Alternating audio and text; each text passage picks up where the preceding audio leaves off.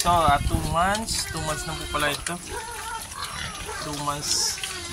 2 months ko kasi siya winalay. Magti 3 months na. Mula ng pagkasila. Winawalit po kasi ito. 2 months ko siya winawalay. Bali, binibenta ko po ito. 3.5. 3,500 ang isa. Ang ganda po yan. May dalawang lalaki dito. Hindi siya ang tawag dito, hindi siya tibos, castrated, pero pwede rin yung castrated yan kasi maliit lang naman yan, malalakas kumain yan. So dito lang ito sa Kamsur, sa San Jose Camarines Sur. PME pag gusto nyo bumili, 3,500 po each. Dalawang lalaki yan, saka 4 na bayi. Yan, meron din ako mas malaki rito.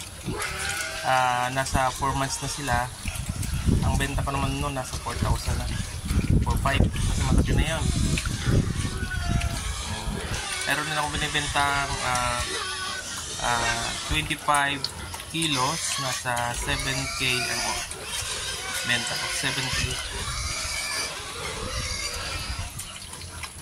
Yan, marami akong native. Ito wala pang 1 month ito mga to.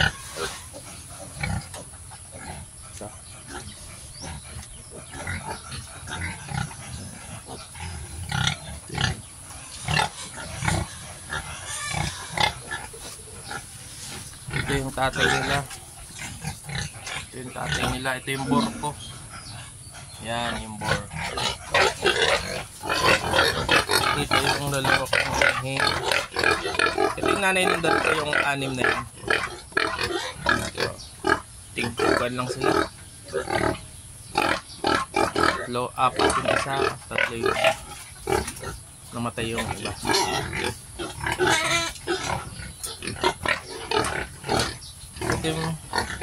Ito kasi naka-reserve na eh. Ito yung aking malaki. Pero naka-reserve na po kasi yan. Hindi na pwedeng ibenta, no? 25 pataas na ito, mga 30 kilos. Yan. Yan.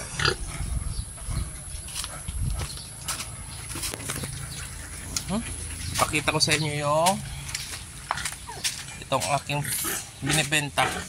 Malalaki na 4-5. Ito 3 months na ito. Magpo-4 months na rin ito.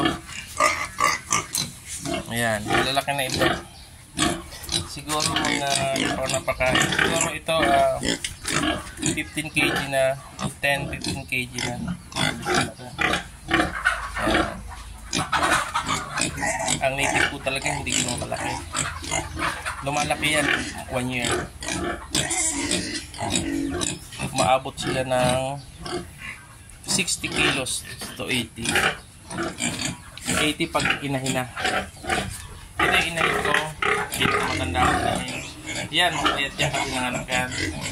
Yan, tumitimbang 80 yan. Mataba yan.